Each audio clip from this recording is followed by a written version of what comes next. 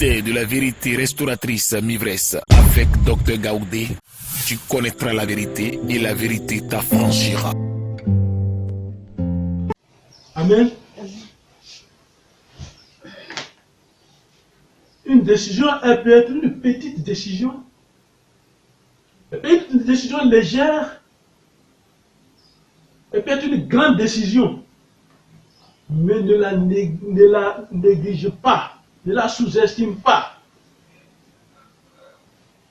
Jésus savait que cette décision était sur lui. Il savait. Il n'a pas été surpris. Puisque les prophéties que lui-même connaît, les prophéties avaient déjà dit ça. Jésus savait que cette décision était sur lui. Mais toi, est-ce que tu sais qu'il y a une décision sur toi? Une mauvaise décision sur toi. Il y a des signes. Quand une décision est prise contre quelqu'un, il y a des signes. Puisque c'est dans le spirituel, tu ne le sais pas. Mais tu vas découvrir cette vérité. Une décision d'accident qui est sur quelqu'un te donne une volonté de voyager sans raison. Est-ce que tu me suis? Une décision d'accident qui est sur quelqu'un, si tu as une voiture par exemple, et qu'il y a une décision d'accident sur toi, cette décision te donne l'envie de voyager sans raison valable. C'est-à-dire, la décision atteint un niveau qu'on appelle la volonté incontrôlable. Tu ne peux plus contrôler ta volonté parce que la décision est que tu fasses un accident. Et quand la décision de ces gens a été prise sur Jésus, comme je l'ai dit, Jésus a suivi. Jésus est parti avec la décision. Amen. C'est pourquoi le livre des Juges 20, verset 7 nous dit: consultez-vous et prononcez une décision. Une bonne décision. Entre la décision de mort prise contre Jésus et la croix, il y a eu des choses, les comportements des hommes envers Jésus. Allons dans Matthieu 27. On va découvrir quelque chose. Matthieu 27.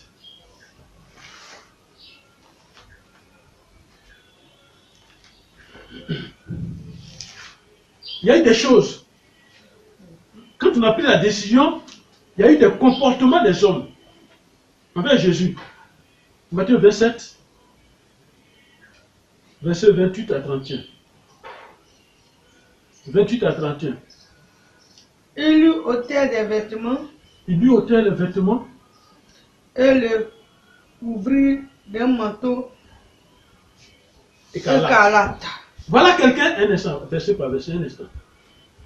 Quand la décision est prise, maintenant, là, arrivé Jésus, donc, le chemin de la croix a commencé. Qu'est-ce qu'ils vont faire? Ils vont ôter ses vêtements, ils s'amusent, ils lui enlèvent ses vêtements, on l'humilie, la honte dans tout ce qu'il fait. Écoute-moi bien ces signes-là. Jésus n'a pas vécu ces choses-là pour orner la Bible. C'est pour te dire qu'une décision est prise contre toi, il y a des comportements, il y a des choses que toi-même tu dois observer. C'est pourquoi la Bible est la grande révélation. Tu n'as pas besoin qu'on te dise, voilà ça. Non, il y a des choses qui se manifestent dans ta vie que consciemment, tu dois chercher à connaître. Voilà quelqu'un que tout le monde respectait, qui faisait des miracles, des prodiges. Maintenant que la décision de mort est sur lui, on se moque de lui, on lui enlève le vêtement, on lui met un faux manteau. Et puis ils font quoi? Ils dressaient une couronne d'épines. Ils prennent les piquants là, une couronne de piquants là. Ils font les gens font une couronne et puis on met sur sa tête pour se moquer de lui. Ils posaient sur sa tête. Voilà, pour dire que c'est pas toi qui es roi. Et comme les rois, ils ont un petit bâton de commandement dans leur main, ils coupent un morceau de roseau. Un roseau dans la main droite. Puis s'agenouillaient devant lui et les raillèrent. Voilà. Ils sont devant lui, s'agenouillent, et puis se moquent de lui, et puis ils disent salut, roi des Juifs, se moquent de lui. Amen. Jusqu'au verset 31. Et ils crachaient contre lui, prenaient le roseau et frappaient sur sa tête. Un instant. On dit ils crachaient contre lui. Est-ce que quand il faisait les miracles, tout le monde voulait le toucher, ils sont crachés sur lui? Dès cet instant, sa dignité, tout a disparu. Le respect, tout a disparu. On ne le respecte plus, on ne le honore plus, on ne l'écoute plus. On peut cracher sur lui, on peut l'insulter, on l'insulte, on crache sur lui. Il y a quelque chose qui ne va pas. Tu es quelque part où tu vis. Et puis maintenant, on ne t'écoute plus, on ne te respecte plus. Fais attention. Amen. Amen. On continue au verset 21. Dis. Après s'être ainsi moqué de lui, Après s'être ainsi moqué de lui, il lui ôtait le il manteau, lui ôtait le manteau. lui remit ses vêtements Mhm. et l'emmenait pour le crucifier. Voilà. Quand ils ont fini ça, ils ont trimballé, ils ont envoyé jusqu'à la croix. Quand il y a une décision sur toi, une mauvaise décision sur toi, des choses bizarres t'arriveront. Des choses bizarres t'arriveront. Observe bien et ne néglige pas. Amen. Amen. Ne néglige pas. Ce sont des signes. Ce sont les signes de mauvaises décisions sur toi, sur ta vie. Job l'a dit dans Job 12, verset 22. Si on peut lire Job 12, verset 22. Job chapitre 12. Job 12, verset 22. La parole de Dieu dit. Dans Job 12, verset 22, la parole de Dieu dit.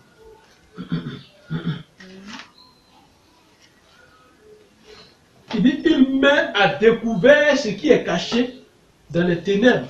Il produit à la lumière l'ombre de la mort. Amen. Amen. Quand il y a une décision sur toi, si tu n'es pas en Christ, c'est difficile. Mais quand tu es en Christ, la parole de Dieu dit, c'est lui-même Dieu, Christ lui-même, qui met à découvert ce qui est caché dans les ténèbres. Il y a des choses qui sont cachées dans les ténèbres que tu ne connais pas. Ce sont les décisions là. Et non seulement il va mettre à découvert, mais il va dire quoi? Il va produire, c'est-à-dire il va amener à la lumière l'ombre de la mort. L'ombre de la mort, c'est quoi? C'est une ombre que l'ennemi, que les ténèbres utilisent pour envoyer sur quelqu'un pour tuer quelqu'un. Quand on dit sorcier, la tuer, c'est l'ombre de la mort qu'on envoie. Amen. Alors tu es livré à la volonté de tes décideurs. Quand une décision mauvaise est sur toi, tu es livré à leur volonté. Et tu n'as plus de volonté. Et tu ne sais plus où tu vas. Et tu ne sais plus ce que tu fais. Et tu es incompris. Et tu es mis de côté. On ne tient plus compte de toi. On ne tient plus compte de ton opinion, de ton point de vue. Et ça se passe beaucoup dans nos foyers, dans nos maisons. Et ça se passe beaucoup dans nos familles. Ça se passe beaucoup dans nos lieux de travail. C'est ce qu'on appelle le rejet. Amen. Jésus n'a été rejeté. Ton point de vue n'est plus considéré. Alors toi qui m'écoutes, qui décide pour toi? Qui est ton décideur dans ta vie? Qui est ton décideur? Toi-même? C'est toi-même qui es ton décideur, qui décide? C'est l'homme? C'est le diable? C'est Dieu? Voilà les 4 personnes qui décident. Toi-même. C'est toi-même qui décides. Ça exprime le libre arbitre que Dieu nous a donné. Toi-même, tu peux décider. Un homme peut décider pour toi, comme ceux qui suivent bêtement les hommes de Dieu et qui ne font même pas l'effort de lire la Bible. Je n'ai pas dit être un homme de Dieu, c'est mauvais, non. Un autre homme décide à ta place. Si tu voyages, c'est lui qui doit prier pour toi. Avant de manger, c'est lui qui doit prier pour toi. Avant de dormir, c'est lui qui doit prier pour toi au téléphone. Ça, c'est l'homme qui décide pour toi ça. Qui décide pour toi? Le diable. Non, il y a des gens qui préfèrent aller voir un féticheur, un charlatan, un marabout, un mystique, un soi-disant prophète, un faux prophète, pour prendre une décision. C'est lui qui va décider. Le 4e, le bon décideur, c'est Dieu. Amen. Alors D'abord, parlons de toi-même. C'est toi qui... Écoute-moi bien. Vachi a pris une mauvaise décision. Ça, c'est l'homme, ça. Vachi a pris une mauvaise décision. Et elle a été remplacée par Esther. Et Esther est devenue reine à la place de Vachi. La décision humaine n'est pas forcément la bonne. Tu m'écoutes? Ta décision n'est pas forcément la bonne.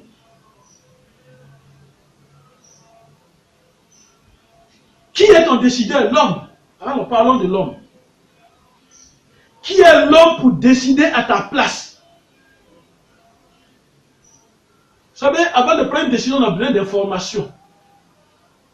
Alors cet homme-là, il a besoin d'informations sur ta vie. Mais tu ne sais pas qui il est. La Bible dit, c'est Dieu seul qui connaît le cœur des fils de l'homme. Tu connais son cœur? Parce qu'il rit avec toi, parce qu'il plaisante avec toi, parce qu'il t'aide souvent. Alors donc, il est Dieu. Il a besoin des informations sur toi pour manifester, lui, sa jalousie contre toi. Pour te détruire. Alors comme ça, il existe des gens sans décision. C'est des indécis. Sans décision. On décide pour eux. Ça, c'est l'homme, ça. Amen. Amen. Qui décide pour toi? Le diable? Allons, parlons du diable. Toutes les décisions du diable et de ses adeptes, de ses disciples, ont pour objectif la destruction et la mort. La destruction et la mort. Même si au début, au commencement de cette réalisation, parce qu'il a pris une décision qui est passée par le diable, il a pris une décision. Cette décision-là, si ça semble bien, pendant son cours, mais au bout, à la fin, il y a la mort, il y a la destruction. Amen. Je vais aujourd'hui te présenter un décideur qui n'est pas indécis. Je vais te présenter le grand décideur, un vrai décideur. Un décideur qui est grand, qui est bon. Un décideur qui ne ment pas. Un décideur qui, quand il dit quelque chose, qu'il le réalise. Alors dans Proverbe 16, verset 33, la parole de Dieu dit. Proverbe 16, verset 33, la parole de Dieu dit. On jette le sort dans le pan de la robe. Mais toute décision vient de Dieu. Job 16, verset 23 et 33, la parole de Dieu dit, toute décision vient de Dieu. Pourquoi? Pourquoi? Et c'est ce que le prophète Ésaïe va répondre. Le prophète Ésaïe va nous dire le pourquoi. Ésaïe 14, verset 24. Écoutons la parole de Dieu. Ésaïe 14, verset 24. La parole de Dieu dit, l'Éternel des armées l'a juré en disant, oui, ce que j'ai décidé arrivera. Ce que j'ai résolu s'accomplira. Amen. Ce que j'ai décidé arrivera. Ce que j'ai résolu s'accomplira. Et c'est Dieu ça. Ce que Dieu lui décide, il le fait est bien. Et il accomplit est bien. Il est le Dieu qui sait tout, qui fait tout, qui entend tout et qui connaît tout. Il est donc le Dieu qui est partout. Avant que tu ne penses à quelque chose, Dieu sait et il connaît la fin de cette chose. Alors, pourquoi prendre une décision à part Dieu? Lui, il connaît la fin, l'objectif déjà, il connaît. Lui-même, il est déjà assis à la fin même de ce que tu veux faire. Il a pris une décision sur la terre quand toute la terre était corrompue. Dans Genèse 6, dans le livre de Genèse 6, verset 23. Genèse 6, verset 13, pardon. Dans le livre de Genèse, verset 13, regardez, écoutez la décision. Alors Dieu dit à Noé, la fin de toute chair est arrivée par devant moi, car ils ont rempli la terre de violence. Voici, je vais les détruire avec la terre. Dieu a pris une décision. Qui l'a arrêté? Quand Dieu a pris cette décision, qui l'a arrêté? Il a pris cette décision. Il a pris la décision d'envoyer son Fils unique sur la terre pour sauver l'humanité. Qui l'a arrêté? Qui a dit, ton fils, on ne veut pas de lui? Nous avons décidé de tuer. Qui nous a arrêtés? Mais Dieu, ce qu'il a dit, il a accompli. Amen.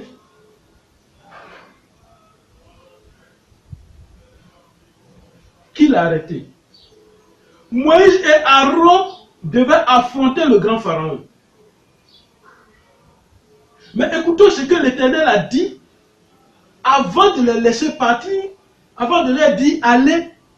Écoutons ce que l'Éternel a dit, il a donné comme consigne, ce que lui-même il a dit, Dieu lui-même ce qu'il a dit. Exode 4, verset 14 à 15. Exode 4, verset 14 à 15. Écoutons bien. Alors la colère de l'Éternel s'enflamma contre Moïse et il dit. Exode 4, verset 14 et 15. Alors la colère de l'Éternel s'enflamma contre Moïse et il dit, n'y a-t-il pas ton frère Aaron le Lévite? Je sais qu'il parlera facilement. Voici lui-même qui vient devant toi. Et quand il te verra, il se réjouira dans son cœur. Tu lui parleras et tu mettras les paroles dans sa bouche. Et moi, je serai avec ta bouche et avec sa bouche. Et je vous enseignerai ce que vous aurez à dire. Donc, voilà des gens qui vont pour une mission que Dieu a demandé. Dieu leur a dit d'aller. Ils vont pour prendre des décisions. Dieu dit, la décision, tout ce que vous allez dire, ce n'est pas vos bouches qui vont parler. Mais je serai avec la bouche d'Aaron, je serai avec la bouche de Moïse, et je serai avec vous. Amen. Je serai avec vos bouches. Amen. Donc, voici ce que Dieu est capable, il est capable de faire. Amen. Voici ce que l'Éternel est capable de faire. Isaïe 55, verset 10 à 11. Il dit, de la même manière que la pluie tombe et fait germer, c'est comme ça ma parole quand je décide. Et il a dit à Jérémie le prophète, je veille sur ma parole pour l'exécuter. Jérémie 1, verset 12. Vous dit quoi? Ce que sa bouche a dit, sa main l'a accompli. Et c'est pourquoi aujourd'hui, le Seigneur veut te donner, toi qui m'écoutes, les étapes de la prise d'une bonne décision. Il faut que tu retiennes ces étapes-là. Comme je dis, une décision a besoin d'abord d'informations. Tu as besoin des informations avant de prendre une décision. Alors, quand on est croyant, on est chrétien, voici comment on prend une décision. La bonne décision. Voilà comment on prend une décision. Pourquoi? Pourquoi les étapes de cette bonne décision? Parce que le pouvoir et l'intelligence humaine a des limites. Mais pourtant, Dieu, lui, déjà, avant de penser, avant de décider lui-même déjà, il a assis à la fin, dans l'objectif même, dans ce que tu veux faire. Il connaît déjà. Nos pouvoirs, nos intelligences sont limitées. Donc voilà les étapes. Premièrement, tu fais quoi? Avant de prendre une décision, il faut reconnaître qu'il y a un problème. Il n'y a pas de problème de prendre une décision. Il faut reconnaître qu'il y a quelque chose, il y a un problème. Donc, prends des informations. Et c'est Dieu qui va te donner ces informations. Quand on dit prends les informations, c'est qu'il y a un problème. Avant de prendre les décisions, prie. Va voir ton Dieu. Et il y a des gens comme ça, ils prennent les décisions comme ils veulent. Et quand toi tu pries, non, non, non, tu perds le temps. Peux-tu décider quelque chose? Ce qui t'arrive là, quelle est la décision que tu dois prendre? Mets-toi à genoux. Prends les informations auprès de ton Dieu. Donne ce problème à ton Dieu. Quel est le problème? Alors confie le problème à Dieu. Confie le problème à Dieu et laisse Dieu te guider dans la réalisation. Laisse Dieu te guider. Par lui-même, il va te guider. Et c'est pourquoi on va rentrer dans le livre des Proverbes. Amen. On va rentrer dans le livre des Proverbes. Proverbe 3, verset 5, la parole de Dieu dit: confie-toi à l'Éternel de tout ton cœur et ne t'appuie pas sur ta sagesse. Confie-toi à l'Éternel de tout ton cœur, ne t'appuie pas sur ta sagesse. Ta sagesse ne peut rien changer. Il faut que tu t'appuies sur l'Éternel et que tu oublies que toi-même tu t'appuies sur l'Éternel, parce que lui-même qui a décidé que son fils passe par la croix, quand les hommes ont confirmé cela, il n'a rien dit. Alors, le problème qui t'arrive, si tu ne te confies pas à Dieu, et que toi-même tu prends des décisions, regardez, souvent nous prenons des décisions, et puis après on dit, Dieu, Dieu. Mais tu as pris ta décision sans lui. C'est pourquoi il dit, confie-toi à l'Éternel de tout ton cœur. Ça doit venir de ton cœur. Et ne t'appuie pas sur ta sagesse. Ne prends pas ta sagesse comme appui, ton intelligence, ton savoir, ton rang. Ne prends pas ça comme appui. Reconnais-le dans tes voies. Reconnais Dieu dans les voies que tu vas choisir. Reconnais-le. Et il aplanira tes sentiers. Amen. Jésus n'a-t-il pas dit de nous décharger sur lui de tous nos soucis? Il en prendra soin. 1 Pierre 5, verset 7 l'a dit. Demandez les signes de la solution. Et quand tu confies à Dieu, demande les signes. Ces signes vous aideront à prendre une bonne décision. Les signes. Seigneur, je veux choisir une épouse. Montre-moi les signes d'une de celles qui me convient. Voilà le type que j'aime, mais montre-moi les signes. Et les signes, c'est quoi? La personne va se présenter. Et tu vas la voir. Et tu vas découvrir que c'est les signes. Et c'est comme ça dans tous les domaines. Abraham a envoyé son serviteur choisir la femme de son enfant dans un autre village. Et il a dit, si j'arrive, la femme qui va me servir, c'est cette femme-là, c'est une bonne femme, c'est elle que je vais choisir pour la femme du fils de mon maître. Il arrive avec ses chameaux et tout dans le village, il trouve un point d'eau, il se met là, et les femmes, beaucoup de femmes viennent puiser l'eau là. Et toutes ces femmes-là, il y en a même qui n'ont même pas salué même. Peut-être sont tous célibataires, il y en a même qui n'ont même pas salué, n'ont même pas salué. Il y en a même qui l'ont mal regardé même. Et il y a une seule. Elle est venue vers lui, elle a salué. Étranger, bonjour. Elle a salué. Et elle a dit, tu vas laver les pieds. Elle a dit, tu as besoin d'eau, tu vas laver les pieds. Elle dit, bon d'accord, je vais donner de l'eau aux chameaux, à tes animaux là. Je vais donner de l'eau d'abord, ils vont boire. Et puis elle a servi les chameaux, ils ont bu. Et puis elle s'est occupée maintenant du monsieur. Et le monsieur, c'était les signes que lui demandait une femme qui est bonne, qui peut bien servir. Voilà. Et il a trouvé les signes. Et ce sont ces signes-là qui l'ont aidé à prendre une bonne décision. Amen.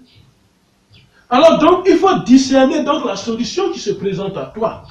Quand on te montre les signes, il faut discerner qui se présente à toi. Il faut les discerner.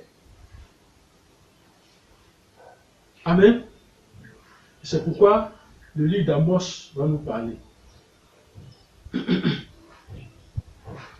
Alors dans le livre d'Amos, Amos 3, verset 7, la parole de Dieu nous dit. Écoutons la parole de Dieu. Il dit car le Seigneur, l'Éternel ne fait rien sans révéler son secret à ses serviteurs, les prophètes. Dieu ne fait rien sans révéler le secret. C'est pourquoi, avant de prendre une décision, adresse-toi à Dieu, demande des signes. Il va te révéler. Et Jésus nous a posé la question. Pourquoi ne discernez-vous pas de vous-même ce qui est juste? Pourquoi ne discernez-vous pas de vous-même ce qui est juste? Luc 12, verset 57.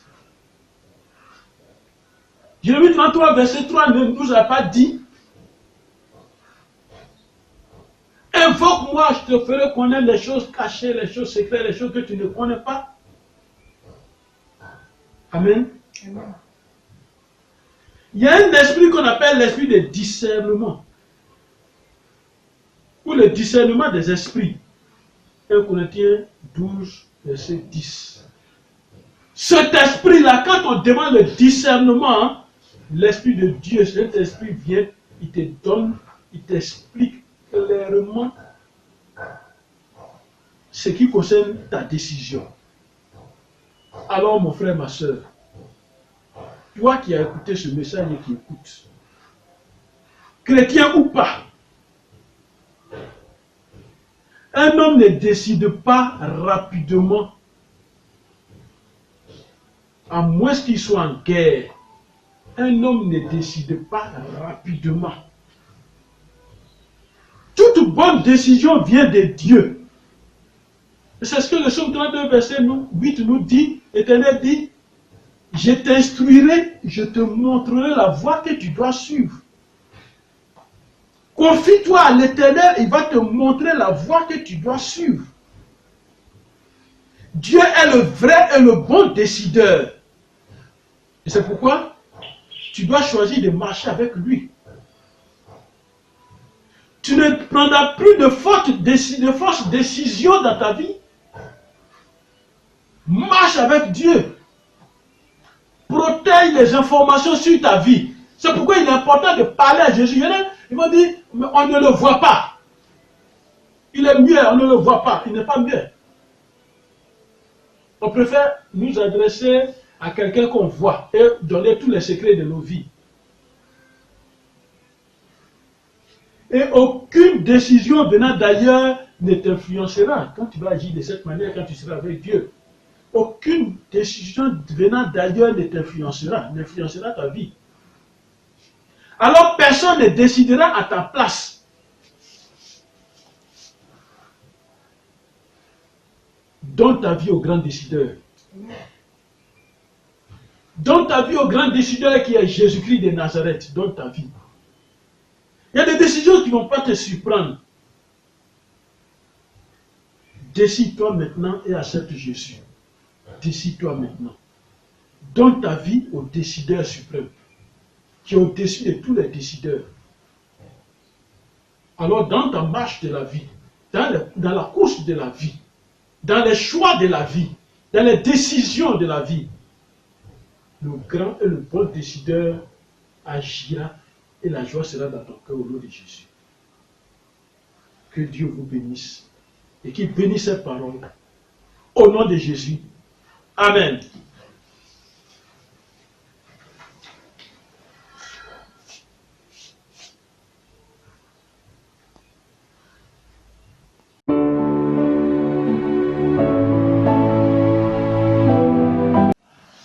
Amen. Amen. Tu as écouté ce message qui est tiré de la Bible. Dans le livre de Matthieu, chapitre 27, verset 20 au verset 23. Tu as écouté ce message, cette parole, la décision qui est le thème.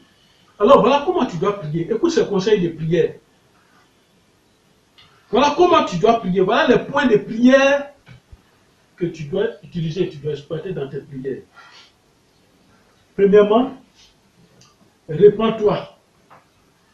Parce que tu as toujours pris des décisions sans Dieu. Réponds-toi. Seigneur, pardonne-moi. J'ai pris des décisions sans toi. Et ces décisions m'ont coûté des problèmes, ont eu des conséquences graves. Deuxième point de prière. Tu as dit, Seigneur Jésus, tu as dit. Et tu proclames, tu cherches Jean 15, verset 5. Deuxième prière. Il faut chercher Jean 15, verset 5. Je ne vais pas le dire. Jean 15, verset 5. Et tu dis, Seigneur Jésus, tu as dit. Et puis tu proclames en même temps Jean 15, verset 5. Et quand tu as fini de proclamer, et tu dis, je prends la décision aujourd'hui de te confier tous mes soucis et mes projets au nom de Jésus. Troisième point de prière. Proclame Ésaïe 10, verset 1 à 2. Proclame Ésaïe 10, verset 1 à 2. Quand je dis proclame, ça dit tu lis à haute voix Ésaïe 10, verset 1 à 2. Et tu dis, je m'adresse à vous qui avez prononcé des ordonnances iniques, des arrêts injustes, des décrets sataniques pour me ravir mon droit. Je revoque toutes vos mauvaises décisions contre moi au nom de Jésus. Quatrième prière. J'annule toutes les décisions de mort, de maladie, d'erreur, d'insuccès, de destruction, d'oubli, d'accident, de souffrance, de gaspillage d'argent, de tortine de la sorcellerie sur ma vie au nom de Jésus. Cinquième prière. J'arrache ma volonté du contrôle de mes ennemis au nom de Jésus. J'arrache ma volonté du contrôle des ténèbres au nom de Jésus. Sixième prière. Tu proclames Job 12, verset 22. Job 12, verset 22. C'est-à-dire tu lis Job 12, verset 22 en haute voix. Éternel, tu dis, l'Éternel met à découvert ce qui est caché dans les ténèbres. Tu peux répéter cette parole-là. L'Éternel met à découvert ce qui est caché dans les ténèbres. Il produit à la lumière l'ombre de la mort. Et tu commences à prier. Tu dis cette parole. Éternel, mets à découvert les mauvaises décisions cachées dans les ténèbres contre moi au nom de Jésus. Produis à la lumière l'ombre de la mort programmée contre moi au nom de Jésus. Septième point de prière. Je revoque et j'annule les pouvoirs des décideurs maléfiques sur ma vie au nom de Jésus. Huitième point de prière. Avant d'entreprendre quoi que ce soit, suis-moi bien. Avant d'entreprendre ou avant de faire toute chose, il faut proclamer cette parole tirée de Ésaïe 42, verset 16. Ésaïe 42, verset 16. Écoute cette parole. Il faut la proclamer avant de faire toute chose, avant de prendre toute décision. Écoute-moi bien, c'est très important. À la limite, il faut chercher à la prendre par cœur et la connaître, cette parole. Avant de prendre toute décision. Ça, c'est le huitième point de prière. Il est écrit, l'Éternel dit, je ferai marcher les aveugles sur un chemin qu'ils ne connaissent pas. Je les conduirai par les sentiers qu'ils ignorent. Je changerai devant eux les ténèbres en lumière et les endroits tortueux en plaine. Voilà ce que je ferai, je ne les abandonnerai point. Voilà. Et tu pries par rapport à ça. L'Éternel, fais-moi marcher sur le chemin que je ne connais pas. Parce que à travers cette parole-là, Ésaïe 42, verset 16, ça va te faire éviter les erreurs de la vie. Alors, avant de prendre toute décision, ça c'est le point 9. 9e prière. 9e point de prière. Avant de prendre toute décision, proclame Psaume 32, verset 8. Et tu dis, Seigneur Jésus, instruis-moi et montre-moi la voie que je dois suivre. Conseille-moi et aie ton regard sur moi au nom de Jésus. Amen. Dernier point de prière, tu remercies ton Dieu pour l'exaucement de toutes ces prières. Remercie ton Dieu au nom de Jésus. Amen. Père, je te rends gloire, je bénis ton nom. Ton enfant a écouté cette parole. Tes enfants ont écouté cette parole. Longtemps, nous prenons des décisions qui affectent nos vies et qui détruisent nos vies. À travers cette parole, toute décision qui a été prise contre ton enfant soit révoquée au nom de Jésus.